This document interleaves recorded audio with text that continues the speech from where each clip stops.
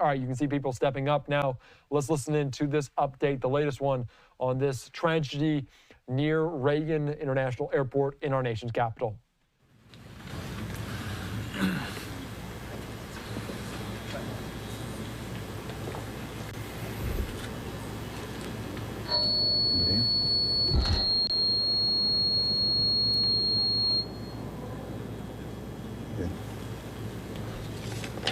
Good afternoon, everyone.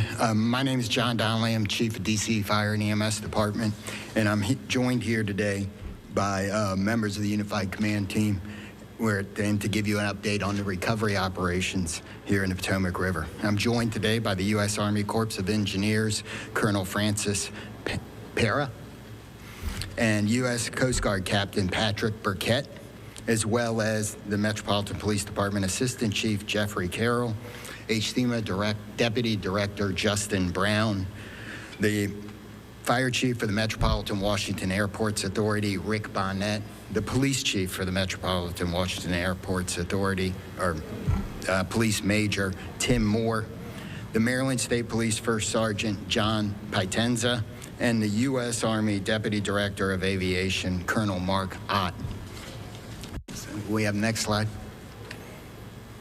So overnight, we've been conducting search and rescue operations, or really since our last update.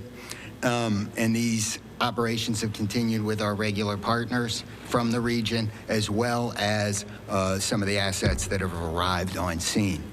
During our salvage surveys in preparation to lift the aircraft, additional remains were located and removed from the river and taken to the medical examiner's office. So far, 55 victims have been positively identified from this aircraft, or from this accident. The NTSB, American and PSA Airlines, as well as district officials, Red Cross, and some other support organizations are continuing to support the families at the Family Assistance Center and during a site visit. So far, the only injury on this event that we have to report is that one of the Metropolitan Police Department divers was transported to an area hospital to be checked out after a hypothermia situation. We're happy to report that he's doing fine, and that's the only injury we have. Today, for the rest of the day, the salvage crews are continuing to survey the site and get ready for tomorrow. Can we have the next slide? So going forward tomorrow, and you're going to get more from the Army Corps of Engineers about this, is salvage equipment will be moved into place, and tomorrow there'll be some lifting operations on what's the wreckage that's in the water. While that's going on, the local teams will continue to search down the shorelines and around the river to make sure that we're getting all the debris that's out there. And if by chance, as a member of the public, you come across some of that, you should call 911 and report it to them, and we will get it taken care of and get it examined. Next slide.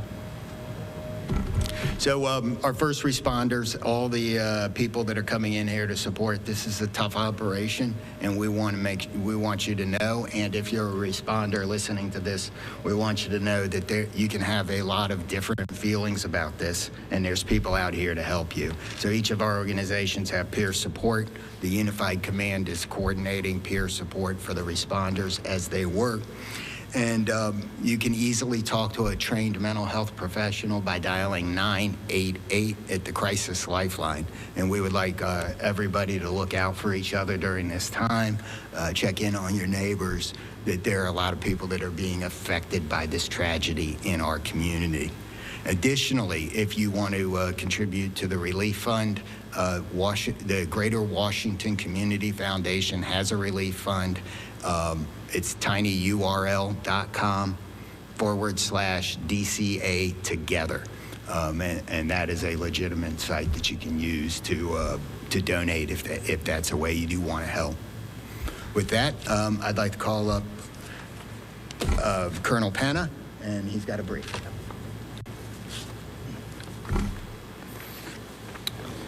Hey, good afternoon, everyone. My name is Colonel Francis Pera. I'm the commander of the U.S. Army Corps of Engineers, Baltimore District.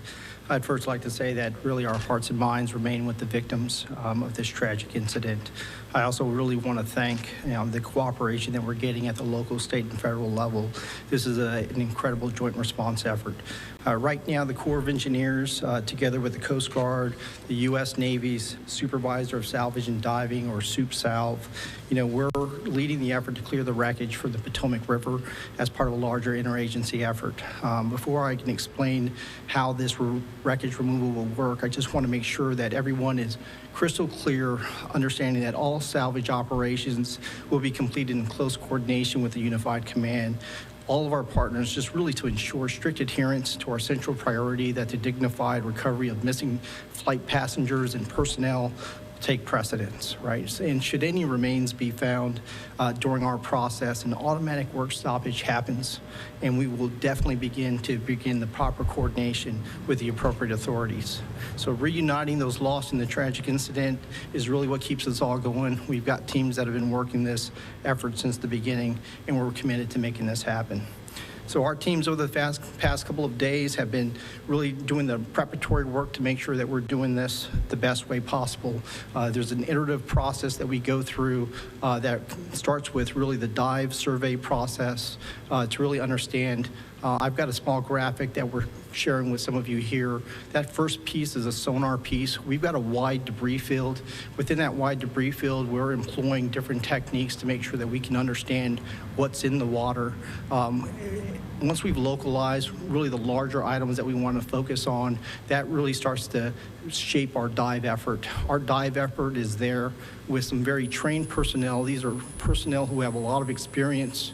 Many of you in the local area are familiar with the response that we had at the Francis Scott Key Bridge. It's very similar in the capability and experience that we brought there. This dive team goes down, they look and they do their prep and work to make sure that they can establish a great salvage plan. Once they build that salvage plan, we'll spend the next period of planning and preparation to prepare for our lift plan. That's where we're at today. Today is our second day of survey in the water. I think we've done everything to set the conditions for a successful lift starting tomorrow morning. We anticipate that we'll start at first light. Right now, if you look out in the Potomac, you'll see that all of our equipment and personnel are in place. We've completed our rehearsals, and all the processes that I talked about previously have been rehearsed to a T with all of our joint partners. As we go through that, when we begin the lift process tomorrow, our goal is to really lift as much as we can, given the fact that we are also accounting for the human remains component. And then our goal is to then transfer those pieces of equipment over to a flatbed trailer that will now take it over to a designated hangar so that the investigation can begin. At that point, we're going to reassess. We'll repeat this operation. It's really just a reminder that we're extremely deliberate about how we're approaching this, and we're doing this in partnership with each member of the Unified Command with the victims in mind. I'll stand by for any questions you all may have, and I'll be followed by Captain Pat Burkett from the U.S. Coast Guard. Hey, good afternoon. My name is Captain Pat Burkett. I am the Sector Commander for Coast Guard Sector Maryland National Capital Region. And first of all, I just want to say, like everyone else, I just want to offer my condolences to the family and the loved ones involved with this tragic accident. I also want to just say thank you to the community. We, the Coast Guard, along with the first responders here, have just received a tremendous outpouring of support from the community, from messages and social media. Just thank you so much. That really helps us keep going and keep the mission focused on what we need to do over the next couple of days. But what I want to do is kind of talk about the Coast Guard's role here. What we're doing is essentially monitoring the safety zone that we have established, and that safety zone is for all waters north of the Woodrow Wilson Bridge on the Potomac River. So the area that you see here in the graphic in red, that's the Coast Guard established safety zone that only vessels that's been pre-vetted for this operation are going to be allowed to get into. The Coast Guard have right now on the water 4 what we call our small boat assets that's monitoring that area, and then we have 2 Coast Guard cutters that's also in the area to ensure only those authorized vessels are in the area. And if there's any other vessels that have to get through this area or need to transit, you need to call on Coast Guard Channel 16 or either call the Coast Guard Command Center so that you can request permission to see if there's any possibility of you coming in those areas. But right now, that waterway is closed only for those involved with this operation. And Coast Guard's primary missions right now for this incident remain to ensure the safety of the public and first responders. And we will do that by ensuring no one is in this security zone, the safety zone. Like I said, we have about 200 personnel in addition to those vessels that's on the waterway, to include active duty, civilian and auxiliary Coast Guard personnel that's all involved to make sure we can support our partners in this effort. As we aid in the recovery and salvage efforts, and like I said, we just want to support the National Transportation Safety Board, the Army Corps of Engineers, and Navy Supervisor of Salvage to ensure we clear the wreckage and recover everyone involved in this incident.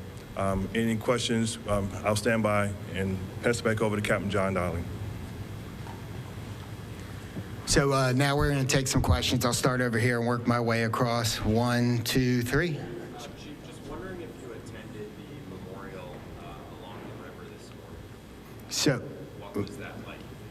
So I did not attend that. We did not have, this is a family event, and it is something smaller for them. You have been meeting with the families, though, over the last several days? I have been meeting with the families over the last several days. How has that been?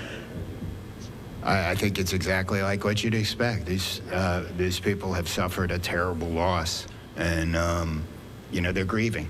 And I think that that's exactly what you'd expect. There's a whole range of emotions in that.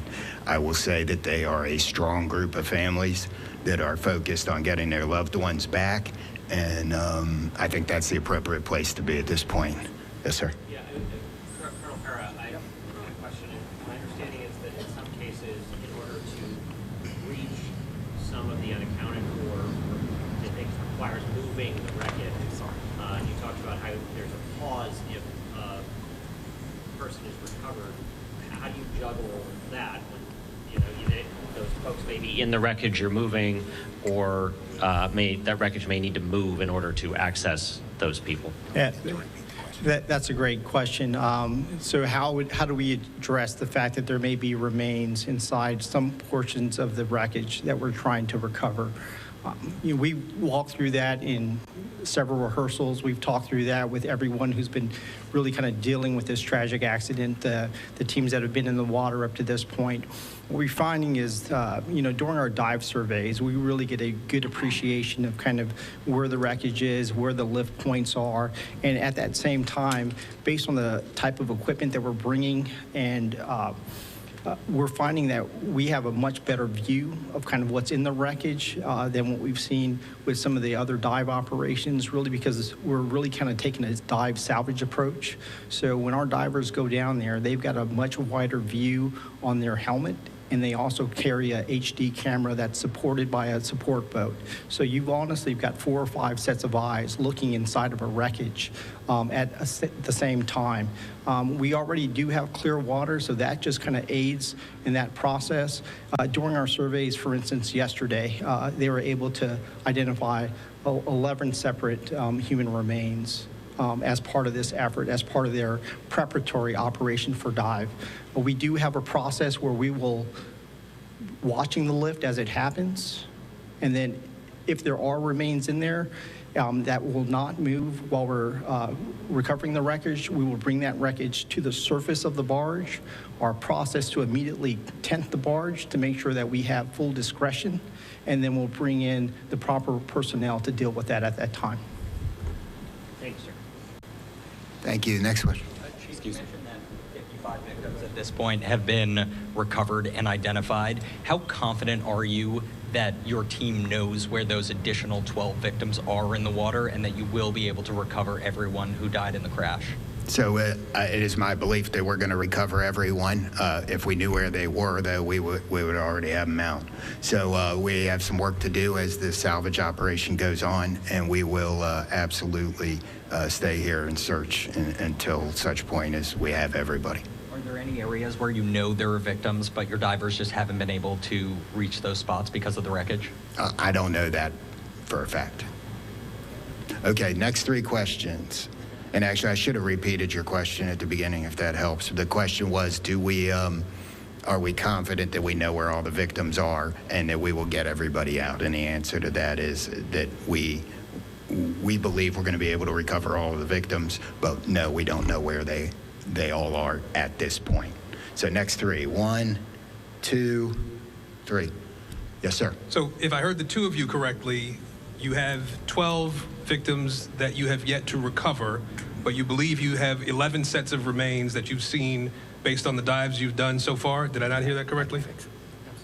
So the question was, doing our math. We have identified. Let me get the number that I gave. 55.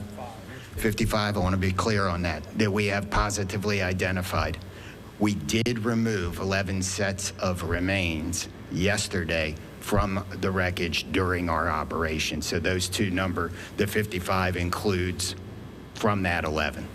Okay, so we're still searching for the delta between it. And you expect that when you lift the fuselage that you'll be able to recover more remains in the fuselage?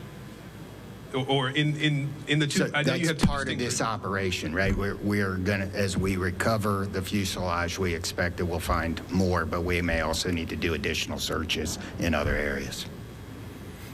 So, hang on. Yes, sir. There was a question, thank you, about meeting with the families, and we know the emotion that they're going through, but your guys and people from all over the region, your divers, Baltimore, wherever they're coming from, I was told there'd be divers from, as long as they could drive here, they'd be here. But talk a little bit about the emotional toll on your men and women who are down there, who are doing this recovery effort. I mean, the emotion that they are going through as well. So I'm going to speak first a little bit, and then the captain's going to talk as well.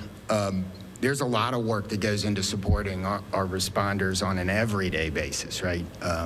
First responders across this nation, across the world, see a lot of things. They see people on their worst day. So we have built-in support systems in our fire department and a lot of things in our region. It's something called peer support, but there's various names for it. Peer support is the first layer of defense for first responders. It is peers that have some training to help people understand that the feelings they have are normal and how to get help if there's any feelings that aren't going away, if you're the signs and symptoms, if you're having trouble sleeping, if you're not eating well, we don't want you to drink, right?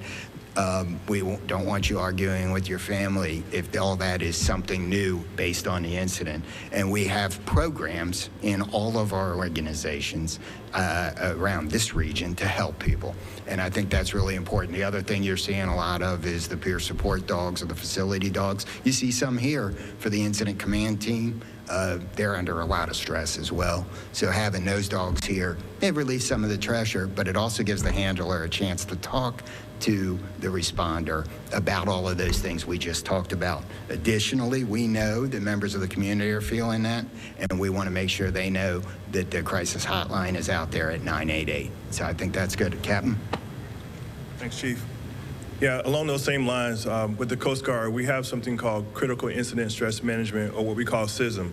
And then we have chaplains that we have on a 24-hour rotation. So as soon as our crews go out and come back into home base, we have CISM teams waiting to speak with them.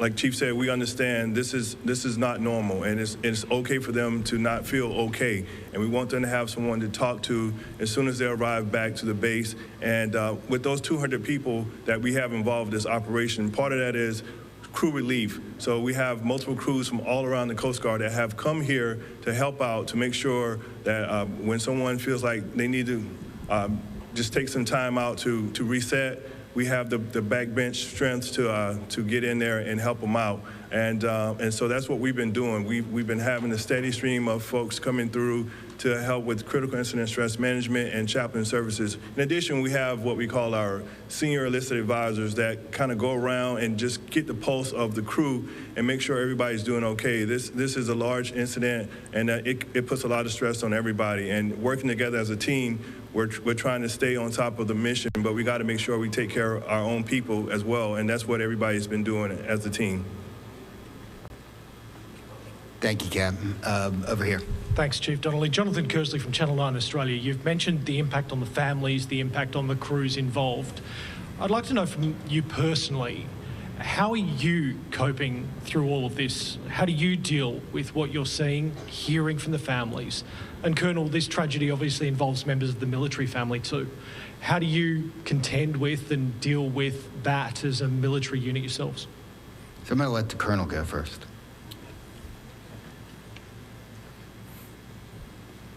So I think that in the military, we're grieving the same way that the communities and everyone else is grieving, right? We're, you know, there's obviously a tragic loss for each one of those individual families.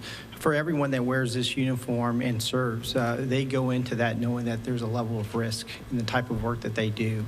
Every one of those crew members understood that just the very nature of the work that they do incurred some level of risk, right? So, but that alone is probably not enough to kind of overcome really the grief that this tragic incident brings. And similar to what Captain Burkett says, you know, as a military, we rally as a family around each one of those Army families that are associated with this tragedy, and we do whatever we can to provide them whatever support the Army community has to offer to get them through this tragedy.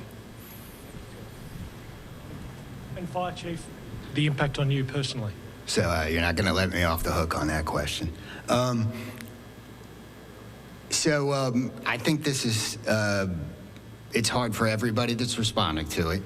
For me right now, it's mission focused, and that helps you get through the process. And I'm confident that later, later this week, I plan to talk to our peer support people and see what they're saying. Or what they will remind me of all the things that need to happen. I'll also say that what's been important to me is to watch everybody, all of our teams work together. That's helpful, right? And the second part is that I have a 2.5-year-old grandson at home, so he's a good reset when I get home. And as long as I can get some sleep, we're good. We'll take a couple more. So 1, 2, and we'll start with those 2. Colonel Perry, you brought this up. Can you say whether or not any of the divers who were at the Key Bridge incident are also directly involved with this? And then I have another question after that. Yeah, so, you know, the specific divers I can't say for sure by the individual divers, but I would tell you that the organization that's spearheading this effort for us, the Superintendent of Salvage Dive Operations for the Navy, they were the very organization that we went to. They provide a very unique capability. This is a very niche role, and they bring all the expertise and experience that we need to be able to do this correctly. Thank you. And then the follow-up, can you just talk at all about your conversations maybe with the NTSB? Are there things and extra, how is their investigation sort of involved at all with the salvage operation in terms of, I don't know, any complexities with just maintaining the integrity of the aircraft as much as possible so they can conduct their investigation? Yeah, sure. I'll talk about that. We have a process that's built in. I mean, we talked about a little bit earlier about how we're managing the wreckage as it comes out of the water. All that is also to support the investigative operation, right? So the very first touch point for the investigation, outside of what's already been done as far as the salvage piece goes, is once it hits the surface of the barge, right? So that's the very first touch point where we're going to see investigators go in there and really take an initial assessment of kind of what they see. That's all going to be done under a tarp. That'll be a very controlled process from the barge over to the transport system that'll take it to a secured hangar, and that hangar is actually controlled by NTSB right now, and that part is all under their initial safety investigation before it goes to another secured site. So I think we're nested. And then there was a question over here. Yeah, Colonel Ott. Are you able to talk about the nature of the training mission that those pilots were conducting at the time of the collision, why that was necessary near the airport?